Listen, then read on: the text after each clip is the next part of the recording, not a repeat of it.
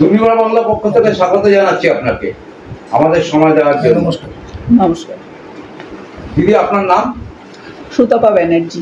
কত বছর এই পদে আছেন? 15 বছর। সামনে লোকসভা ভোট গেছে, তৃণমূল বিপুল ভোটে জয়ী হয়েছে, কি বলবেন? এটা আমরা ডিজার্ভ করি, কারণ আমরা সারা বছর যেভাবে পরিষেবা দেই মানুষকে, সেই সুবাদে আমরা তো ভেবেছিলাম যে আমাদের আরও বিপুলভাবে জয় হবে। তুলনামূলক তার থেকে কমই হয়েছে, কিন্তু তাও আমরা খুশি। আগামী দিনে আমরা এর থেকে আরও ভালো করার চেষ্টা করছি। রাজ্য সরকার অনেক প্রকল্প বের করেছে, আপনার অঞ্চলে নতুন কোনো প্রকল্প চালু হয়েছে? নতুন প্রকল্প বলতে লক্ষ্মীর ভাণ্ডারটাকেই দিদি বাড়িয়ে দিয়েছেন, এখন 1000 টাকা করে দিয়েছেন, সেই পরিষেবাটা মানুষ পাচ্ছে। আর রেশন দুয়ারে পাচ্ছে। নতুন প্রকল্প তো আর সেরকম কিছু আমার ওয়ার্ডে এখনো চালু হয়নি। বিরোধীরা অনেক কথা বলছে কাটমানির ব্যাপারে, শিক্ষা দুর্নীতির ব্যাপারে, আপনি কি বলবেন? এটা তো বিরোধীদের কাজ। ভালো কিছু তারা চোখে দেখতে পায় না, যেটা নয় বাড়িয়ে বলা তো তাদের স্বভাব। কাটমানি কি শুধু তৃণমূলের পক্ষ থেকেই নেওয়া হয়? আমি প্রশ্ন করব, বিরোধীরা যে বলছে, তারা যখন ক্ষমতায় ছিল তারা কি করেছিল? তারা সরলো কেন ক্ষমতা থেকে? পাবলিক কেন তাদের সরিয়ে দিল? দাদা, আপনার নাম? গৌতম ব্যানার্জি। আপনি কি পদে আছেন? আমি মধ্যগ্রাম শহর টাউন তৃণমূল কংগ্রেসের সাধারণ সম্পাদক। কত বছর? 3 বছর হবে। আপনার অঞ্চলে কি কি কাজ এই মুহূর্তে হয়েছে? দেখুন, যদিও বা আমি টাউনের তৃণমূল কংগ্রেসের সাধারণ সম্পাদক, তো মূলত এই ওয়ার্ডটা, যেহেতু আমি এলাকার ওয়ার্ডের ওয়ার্ড সচিব, সেই হিসাবে, এবং আমার ওয়াইফ যেহেতু কাউন্সিলর, তার কাজকর্ম অনেকটাই আমি দেখাশোনা করি তার অনুমতি সাপেক্ষে। সেক্ষেত্রে আপনারা বলতে পারেন যে 2009 সালে যখন প্রথম আমার ওয়াইফ বা সুতপা ব্যানার্জি কাউন্সিলর হন, তখন আমরা দেখেছিলাম আমাদের ওয়ার্ডে যে সমস্যাগুলো ছিল, তার মধ্যে মূল সমস্যা ছিল পানীয় জলের সমস্যা।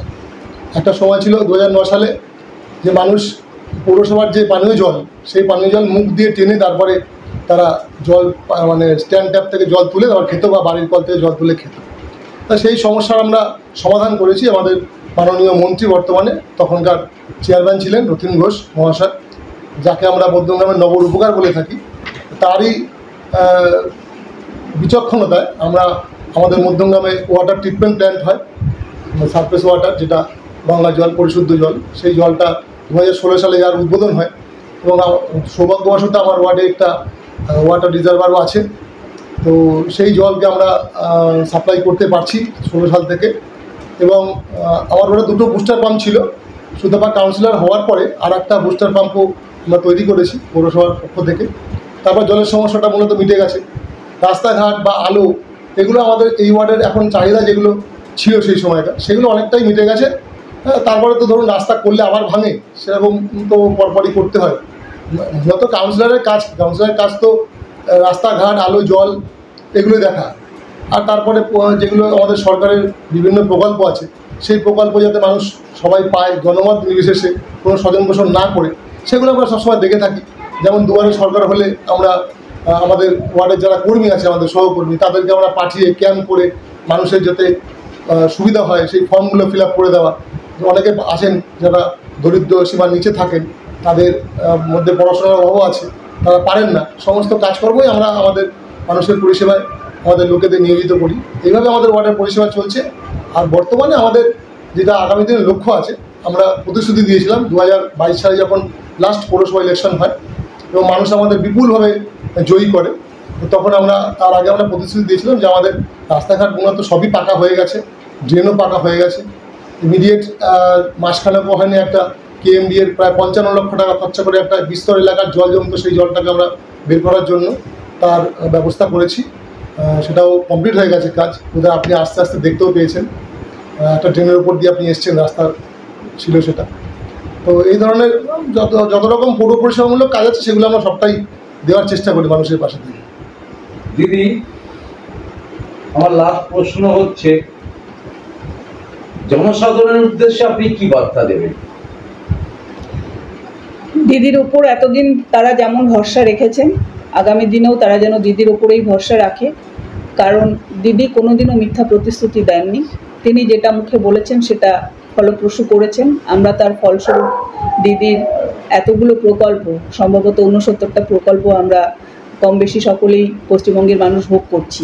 অতএব সেই পরিষেবা পেতে গেলে দিদির উপর অবশ্যই ভরসা রাখতে হবে। 21শে জুলাই সিএম অনেক বার্তা দিয়েছিলেন, প্রত্যেকটা বাড়িতে বাড়িতে যেতে বলেছে, মানুষের সঙ্গে সংযোগ রাখতে বলেছে, তাদের পাশে গিয়ে দাঁড়াতে বলেছে। আপনারা কতটা করছেন এই ব্যাপারে? সত্যি কথা বলতে আমাদের তো ডোর টু ডোর যোগাযোগ সারা বছরই থাকে।